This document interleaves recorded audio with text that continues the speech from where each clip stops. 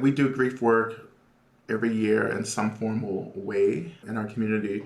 But this year, it just felt like we needed to be held for much longer than just a couple of weeks. And so we're entering into this journey. And this is, yes, to tend to our grief, to our broken hearts right now, but it's also about looking to the future, because the next wave of work will be grief work. Because once we get to the other side of this collapse, and we will get to the other side of the collapse, then we will be called to integrate, to reflect, to heal. And that's going to be rooted within the realm of grief. And so we have to first do the work of tending to our own individual experience of grief. We have to do the work of developing the courage to say yes to what our grief is showing us, and we need the tools to show up and to say yes.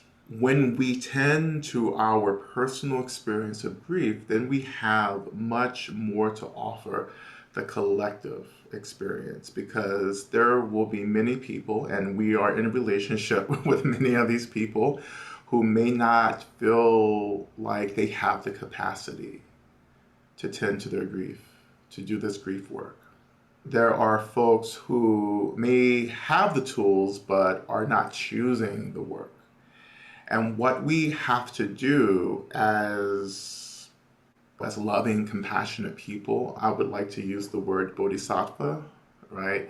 In the Buddhist tradition, bodhisattva is a great saint. I think saint is a loaded term. I would say the bodhisattva is someone who says yes to the work and does the work, right? Not just for themselves, but for all beings, right? A bodhisattva is only a person or a being who shows up to do the work on the behalf of the collective. But a bodhisattva doesn't just wake up one day and say, I'm going to do this collective work. The bodhisattva first has to choose their liberation, their healing first, right? You can't teach someone to do something that you don't know how to do, right? Even though some of us make it like a career path to teach people to do stuff that we don't know how to do. Oh, like meditate.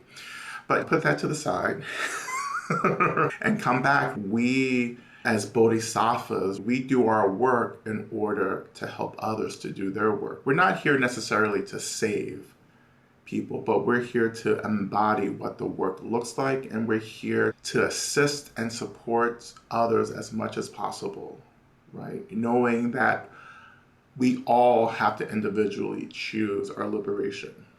Right? And together we start experiencing collective liberation, right?